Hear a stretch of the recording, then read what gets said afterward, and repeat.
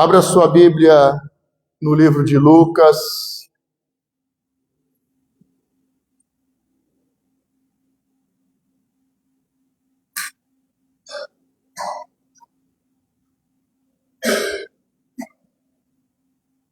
Livro de Lucas, capítulo 11.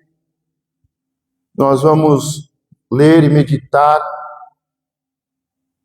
a partir do versículo 1.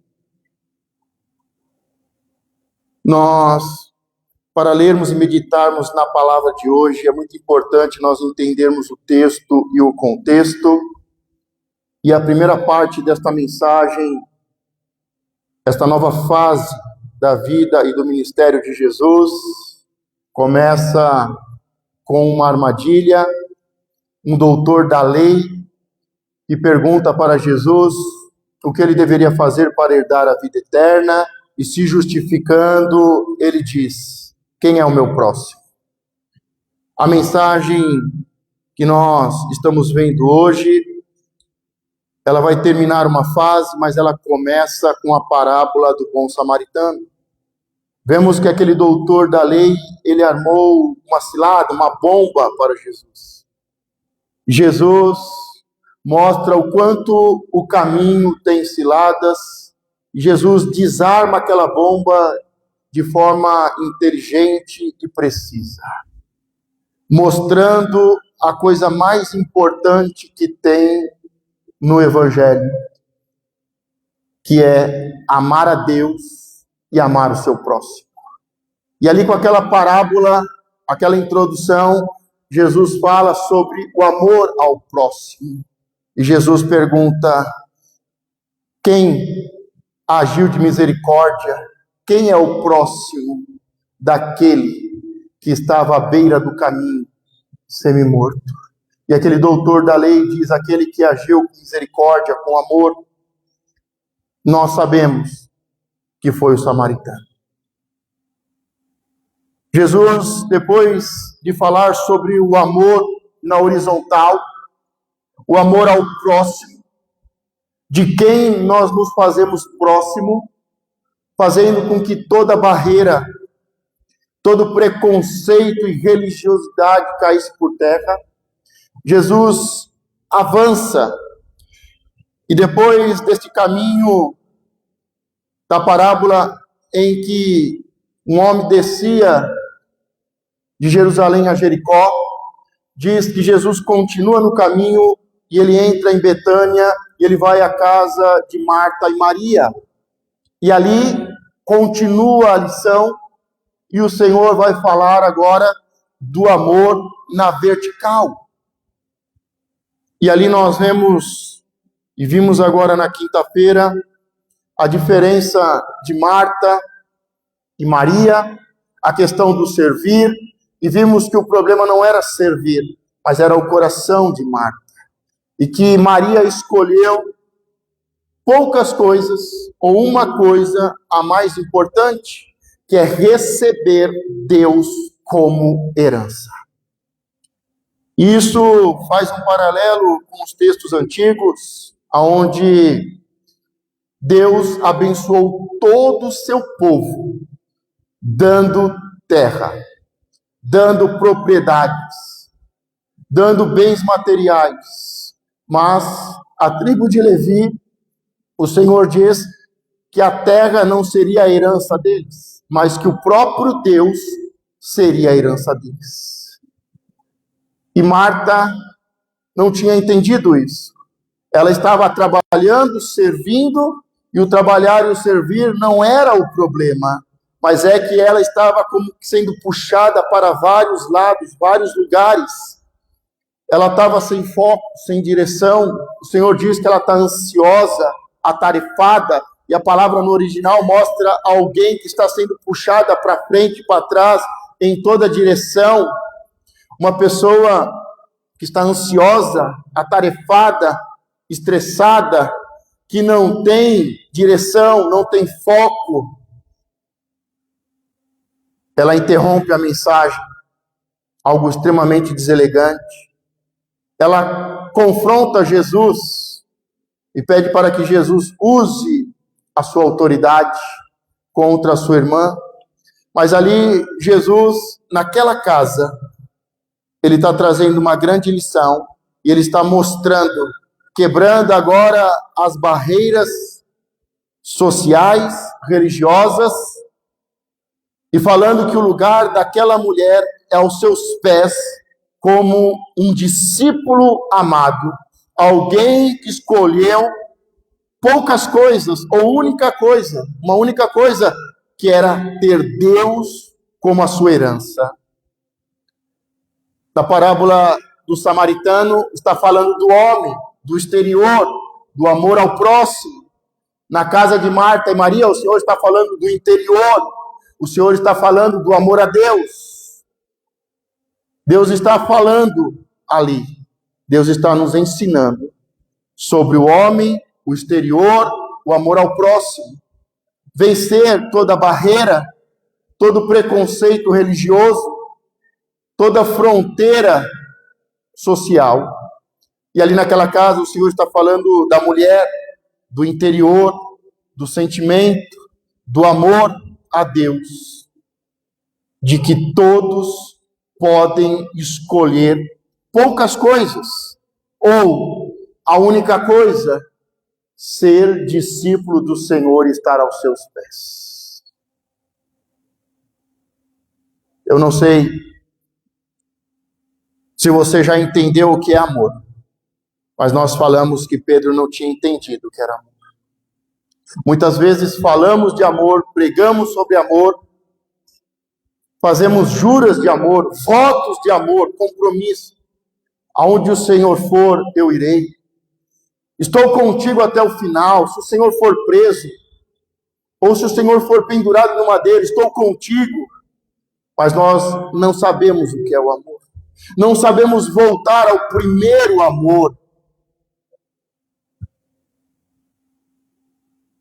Amor é quando Deus ama o mundo de tal maneira que envia o seu Filho para morrer no nosso lugar. Amor é quando Deus envia o seu Espírito Santo para habitar em nós. Amor é o fruto desse Espírito que habita em nós, que é amor. Voltar ao primeiro amor é voltar ao Espírito, à palavra do Senhor e ao propósito do Pai.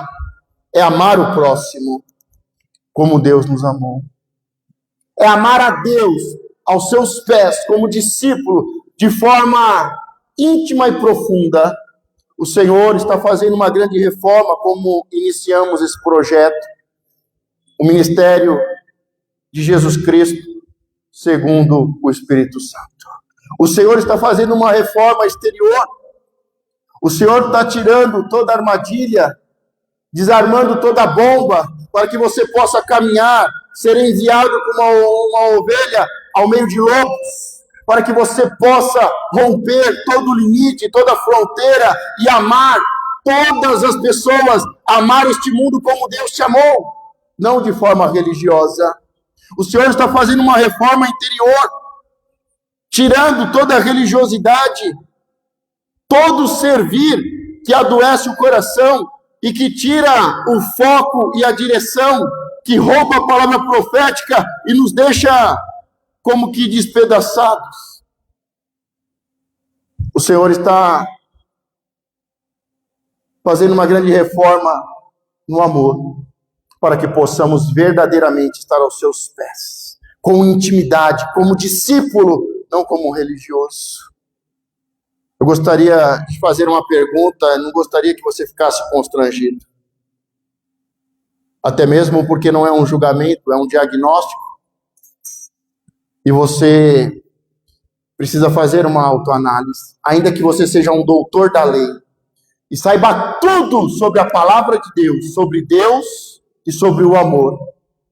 E ainda que você pergunte para Jesus, como é que eu faço para herdar a vida eterna? Sabendo a resposta, amar a Deus com todas as minhas forças e o meu próximo. Ainda que você tenha dúvidas de quem é o teu próximo, ainda que você esteja vivendo uma religiosidade ou seja um discípulo, é um diagnóstico, não é um julgamento. Ninguém está aqui para te julgar.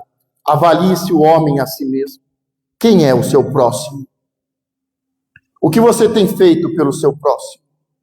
O que nós temos feito pelo nosso próximo? O que nós temos feito pelos nossos próximos? É um amor sacrificial que derrama azeite e vinho. É um amor sacrificial que abre mão do seu lugar, do seu animal, e vai andando e coloca aquela pessoa sobre o animal. Você tem aberto mão do seu direito. É um amor que derrama, que sacrifica. É um amor que passa a noite vigiando, cuidando, orando. É um amor que coloca a mão no bolso e diz: olha, está aqui o valor, cuida dele durante este mês. E se você gastar a mais, quando eu voltar, eu te pago. Nós estamos nesse caminho, caindo em armadilhas da religiosidade. Nós estamos por este caminho entrando em casas, vivendo o verdadeiro discipulado. Nós estamos fazendo muitas coisas, estamos divididos, separados, sendo partidos, quebrados, e pensando no trabalho, na família, nas contas, na faculdade, na igreja, no servir, no futuro, no passado. Nós estamos sendo puxados por todos os lados, fazendo muitas coisas, mas com o coração quebrado, um coração doente quebrado, reclamando dos irmãos. Não sabemos quem é o nosso próximo, não sabemos quem é o nosso irmão, não sabemos como manifestar o amor, não sabemos como nos relacionar com o irmão.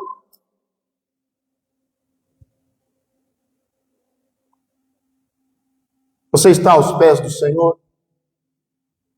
A ciência fala que, pesquisando os cristãos, e nós no nosso país somos 80% de cristãos.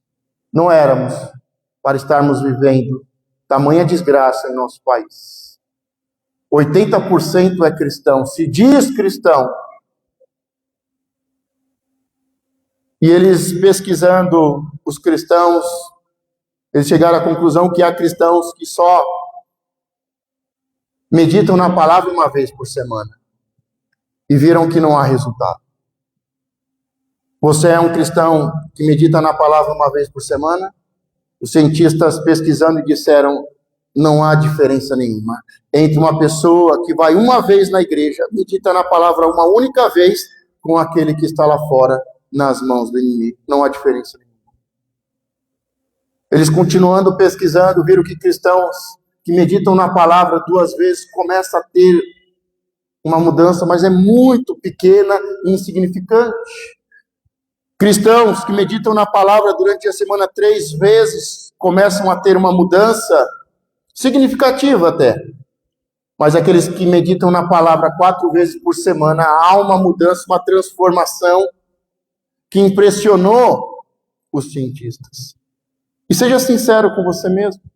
Você tem frequentado a igreja uma vez por semana, meditado apenas uma, ou você tem 2, 3, 4? Eu quero te convidar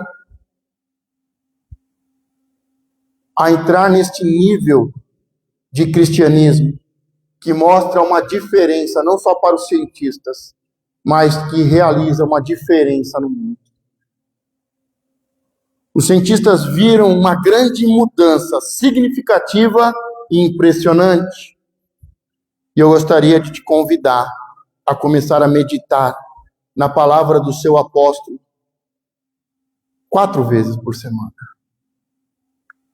Você separar na sua semana e você pegar a palavra do apóstolo que é ministrada na quarta-feira. Se não for possível ao vivo na quarta-feira, mas você pegar um dia da semana e ouvir a palavra do seu apóstolo, que é ministrada na quarta, que é ministrada no domingo, e você entrar neste nível neste nível. Alguém já faz isso hoje? Alguém já faz isso? Fica de pé quem já faz isso, fica de pé. Quero orar por você. Quem já verdadeiramente faz isso, medita na palavra 4 vezes por semana. Pode ser que você esteja aqui 2 vezes na semana e também medita na palavra do apóstolo de quarta e domingo. Tem alguém? Fique de pé. Fique de pé. Fique de pé. Quando Satanás subiu ao trono de Deus, Deus falou: tu viste o meu servo Jó?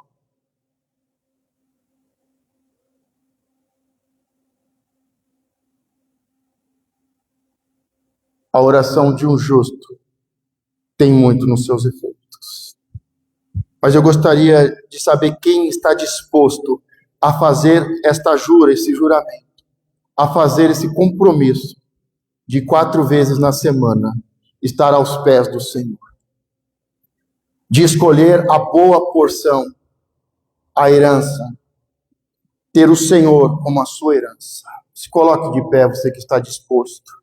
Você que está fazendo com Deus, não é comigo, não é com seu irmão, é você e Deus. Mas fique de pé, porque eu quero orar por você. É melhor não votar, é melhor não fazer um voto, do que fizer um voto e não cumprir. Por isso não estamos aqui brincando com coisas sagradas, com a palavra de Deus, não estamos brincando. Você não é obrigado a nada. Mas se você votar um voto, como diz a palavra, se apresse em cumprir, comece essa semana. Se você não quer, não tem problema nenhum. Não vai mudar em nada, até mesmo que nada mudou na sua vida até hoje. Não vai mudar em nada. Se eu não fizer, Deus vai me amaldiçoar. Não se preocupe com isso. Não se preocupe com isso. Mas se cumprir, se votar, cumpra. Não brinque com a palavra de Deus. Não brinque.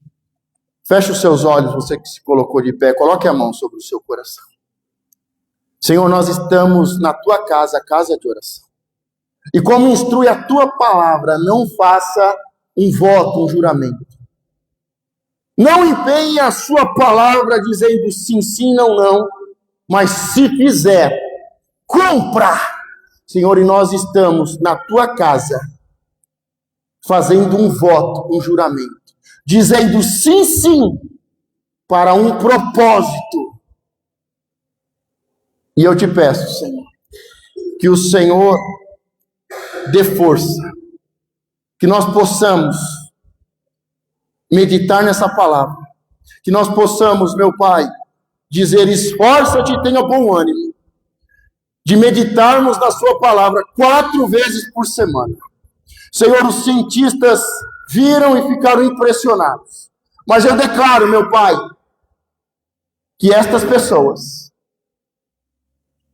muito mais do que serem mudadas e transformadas, muito mais do que se tornarem sal e luz para essa terra e esse mundo, muito mais do que os cientistas ficaram impressionados com a mudança, os sinais, os milagres, os prodígios e maravilhas acompanharão essas pessoas. E eu te peço, Senhor, que não seja como resultado demorado, mas que comece como um sinal na primeira semana, daqui 7 dias, como um sinal profético e apostólico, e de que a sua palavra é a verdade, e que o Senhor é amor, que o Senhor é fiel, o Senhor não é homem, não é menino, não mente e nem volta atrás. Os que creem, estes sinais seguirão os que creem, e eles estão fazendo, Senhor, porque eles creem na tua palavra. Eles estão fazendo, Senhor, porque eles creem que o Senhor me colocou aqui nesta manhã para fazer um voto, um juramento, um compromisso diante do Senhor na tua casa, de que aqueles que creem, que são obedientes, seguirão, meu Pai, os sinais, milagres, prodígios e maravilhas, seguirão, em nome de Jesus. Em nome de Jesus. Em nome de Jesus. Sinais, milagres, prodígios e maravilhas. Em nome de Jesus.